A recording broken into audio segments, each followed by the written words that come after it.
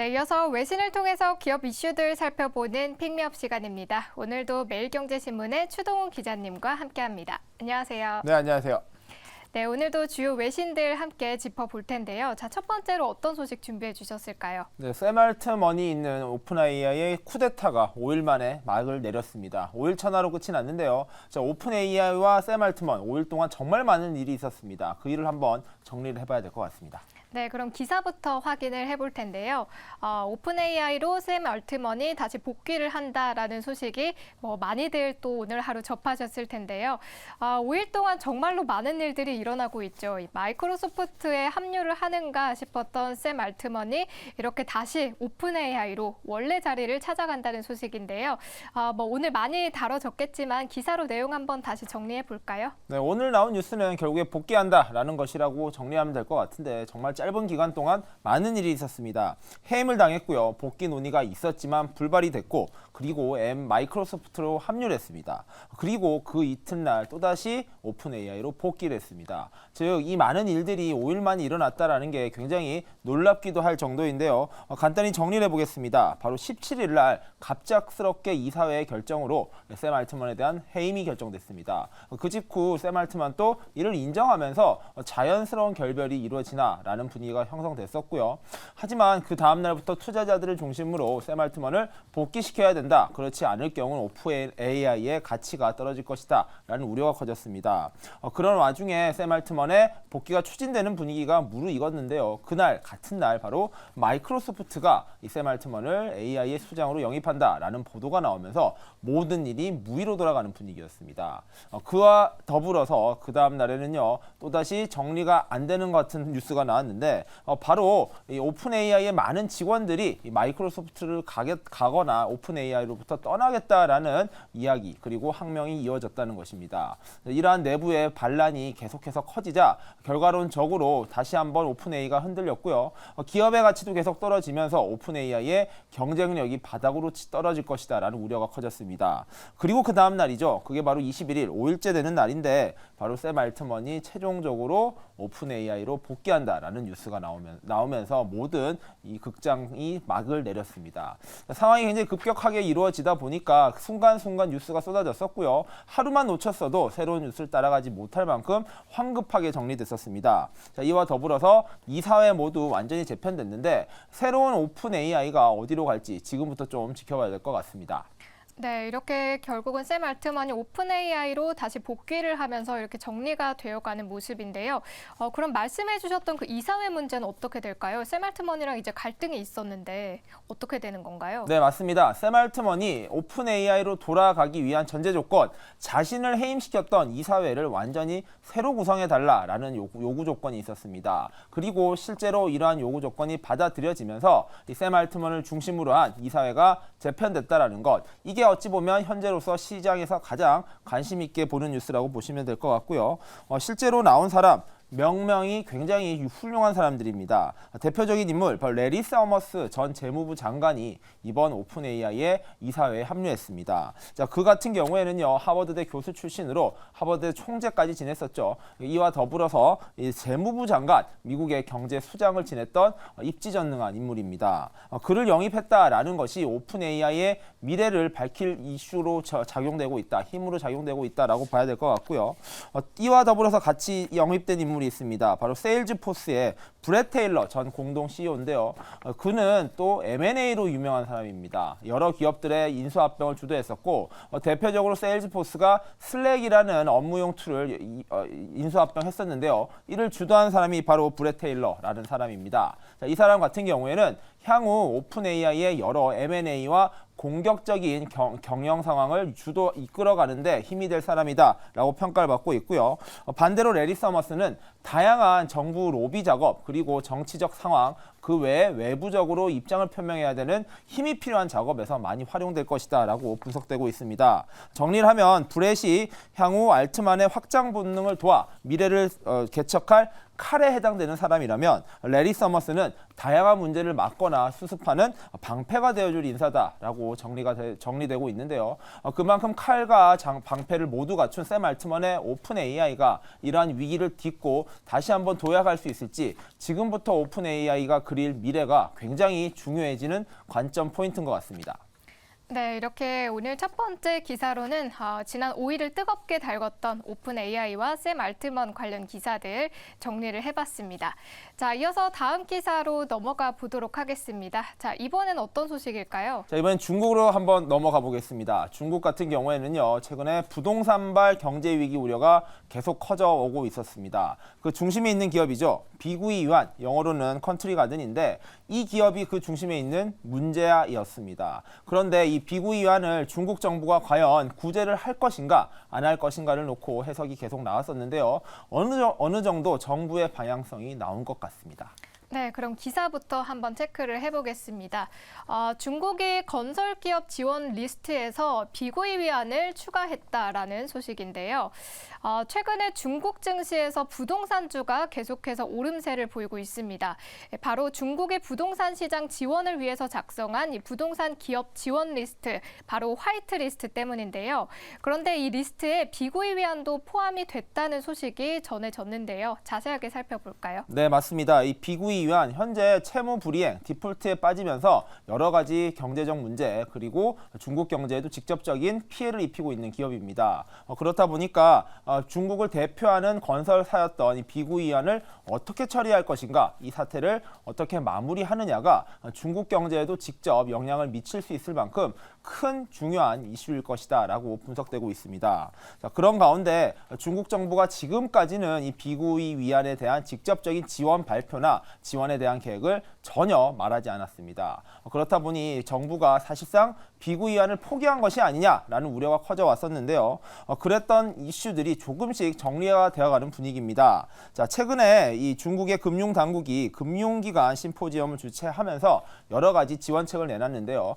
그 중에서도 화이트 리스트를 만들었습니다. 이 화이트 리스트라는 것은요, 결국에 여기에 해당하는 기업들만큼은 중국이 정부 차원에서 어떻게든 지켜낸다, 지원해 나가겠다라는 것인데요. 상당 부분의 기업들이 신용 상태가 좋고 재정이 건전하게 운용되어 왔던 기업들이었습니다. 그리고 그 외에도 여러 기업들이 포함이 됐었는데 가장 관심이 많았던 기업, 바로 비구이 유안이 포함된 것으로 추정된다라는 뉴스가 오늘 나왔습니다. 자, 비구이 유안은 사실 부실한 기업이죠.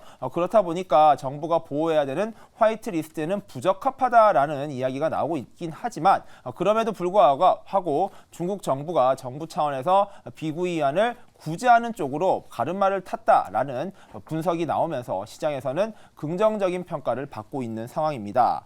과연 중국 정부가 어떤 방식으로 그리고 구체적으로 어떤 계획으로 비구이 위안을 구제할지에 대해서는 알려진 바가 없습니다.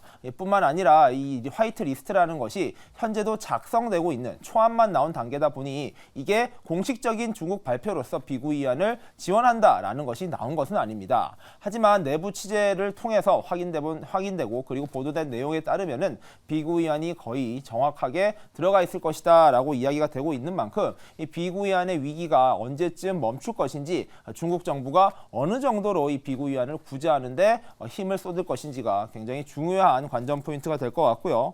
자, 블룸버그는 이러한 컨트리 가든과 같은 부실한 건설 업체가 포함된 것은 중국 정부가 이러한 부동산 위기의 심화 상황을 절대 좌시하지 않겠다라는 의지를 표명한 것으로 보고 있다라는 거고요. 특히 민간 개발 업체에 대해서는 그간 관심이 없었던 그리고 선을 그어왔던 중국 정부가 드디어 움직이기 시작한다라는 것으로서 의미가 굉장히 크다라고 분석했습니다.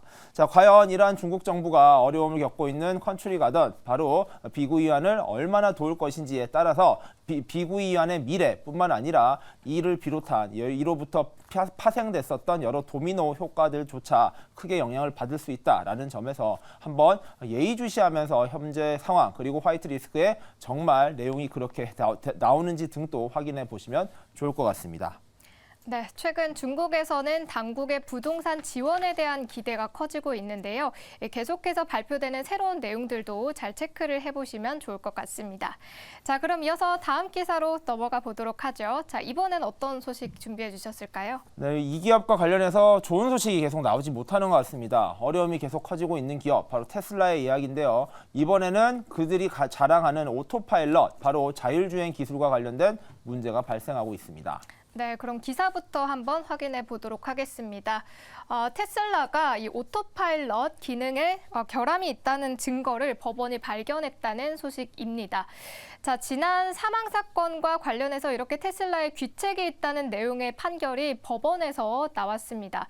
테슬라의 주가도 이 소식에 영향을 받았는데요. 기사 내용 짚어볼까요? 자, 먼저 오토파일럿이란 기능이 어떤 기능인지 간단히 설명드리겠습니다. 자, 오토파일럿은요, 자율주행 기술을 대표하는 이 테슬라의 대표적인 소프트웨어 기술입니다. 말 그대로 자율주행 기술, 자동차가 운전 상황을 판단하고요, 이런 것들을 종합해서 직접 운전하는 것, 이게 바로 자율주행 기술입니다. 이 자율주행 기술이라는 것이 여전히 개발 중인 상황이고 보조수단, 운전의 보조수단으로 쓰이고 있는 상황이다 보니 이를 주된 용도로 사용해서는 안 된다라는 것이 현재 기술에 개발된 상황이라고 보시면 될 것 같고요. 그러한 오토파일럿 기능이 어쨌든 전 세계에서 많은 기업들 중에서 테슬라가 가장 앞서 있는 기술로 평가를 받고 있습니다. 그랬던 오토파일럿이 기존의 테슬라가 여러 광고에서도 쓰였고요. 마케팅에서도 적극적으로 홍보되었다는 점, 이를 통해서 테슬라의 기업 가치가 많이 올라갔다라는 점에 대해서는 부인하는 사람이 없습니다. 이처럼 이 테슬라의 핵심 기술이라고 할 수 있는 오토파일럿이 그런데 오히려 지금 회사의 발목을 잡고 있는 상황이다라고 봐야 될 것 같습니다. 자, 미국 법원입니다. 마이애미에서 나왔는데요. 플로리다 법원에서 여러 가지 문제점들을 종합해 본 결과 이 오토파일럿에 결함이 있었다라는 점을 이 테슬라 측 그리고 일론 머스크가 알고 있었다라는 판단을 내렸다는 보도가 나왔습니다. 자, 이게 왜 중요하냐면요. 중대한 과실과 고의성을 판단하는 데 있어서 그 회사가 이 문제의 결함을 알았느냐 몰랐느냐가 이를 판단하는 중요한 기준점이 되기 때문입니다. 실제로 테슬라 같은 경우에는 오토파일럿을 사용할 때 여러 가지 문제점이 발견됐다라는 점에 대해서 회사가 그런 부분을 예상하지 못했다라는 입장을 견지해 왔었습니다. 그리고 현재 소송이 들어가 있는 내용은요. 바로 2019년에 있었던 사고인데요. 마이애미 북쪽에서 있었던 사고인데 운전자가 오토파일럿 기능을 켠 채 주행 중이었습니다. 그리고 그 모델은 모델 3였고요. 이 차량이 대형 트럭의 트레일러 밑으로 들어받으면서 이 운전자가 사망하는 사고가 발생한 것입니다. 이로 인해서 유족은 소송을 제기했었고요. 이 책임을 놓고 이 테슬라 측과 유족 간의 소송이 이어져 왔었습니다. 그 내용 중에 핵심이 바로 오토파일럿의 결함, 문제점을 테슬라가 알고 있었느냐였었는데 그에 대해서 법원이 이제는 확실히 알고 있었던 것 같다라는 판단을 했다라는 점이 이번 소송에서 이번 보도가 차지하는 의미라고 보면 될 것 같고요. 자, 문제는 이와 관련된 소송들이 계속해서 있을 것이라는 점입니다. 이 테슬라 쪽에서는 한 번의 소송에서 밀리기 시작하면요, 같은 판결을 바탕으로 한 여러 가지 다른 소송에도 부정적인 영향을 미칠 수 있다라는 점이 어려움을 키울 수 있는 핵심 요인입니다. 그런 만큼 이번 소송에서 밀리지 않기 위해서 일론 머스크와 테슬라 쪽에서는 더욱더 준비를 해서 대응을 하겠다라는 분위기이긴 한데요. 자, 오토파일럿이 말씀드린 대로 운전 보조 수단입니다. 그렇다 보니까 어느 정도 운전자가 이것에만 의존해서 운전을 했다는 점은 문제로 지적되고 있지만 이와 더불어서 테슬라 측에서 이 문제를 미리 알았다라면은 또다시 새로운 상황으로 이어질 수밖에 없는 상황이다라고 정리를 해야 될 것 같고요. 자, 테슬라 측에서는 앞으로 이러한 부분에서 회사 측이 몰랐다라는 주장을 강화하기 위해서 여러 가지 근거들과 소송에 대한 준비를 진행할 방침입니다. 하지만 현재 상황으로서는 이 법원에서 판사가 이미 인지를 하고 있었다라는 판단이 나온 만큼 향후 소송에서 테슬라 쪽에서는 계속해서 어려움이 커질 수밖에 없다라는 소식이 들려오고 있습니다. 자, 이번 소송에서 만약에 테슬라가 지게 되면요, 최소한 수십억 달러의 청구 비용이 발생할 것이다라고 분석되고 있습니다. 이게 바로 징벌적 처벌이 적용되기 때문인데요. 징벌적으로 이 문제를 계속해서 책임을 강하게 묻겠다라는 것이 법원의 기조이기 때문에 이런 상황이 계속될 경우 테슬라는 막지 못할 피해가 발생할 수 있다. 있다라는 분석이 나옵니다. 이러한 영향 때문일까요? 테슬라의 주가 역시 어제 하루에만 2.9% 넘게 빠지면서 안 그래도 좋지 않았던 현재 상황에서 더욱더 악재가 강화되는 모습입니다. 자, 일론 머스크 과연 테슬라의 이러한 위기를 어떤 방식으로 해소할 수 있을지 지금부터는 일론 머스크의 기민한 대응이 굉장히 중요한 시점인 것 같습니다. 네, 이렇게 오늘 마지막 기사로는 이 테슬라의 자율주행 사고와 관련한 내용들 자세하게 정리를 해봤습니다. 자, 오늘 저희가 준비한 픽미업 소식은 여기까지고요. 오늘도 매일경제신문의 추동훈 기자님과 함께했습니다. 고맙습니다. 네, 감사합니다.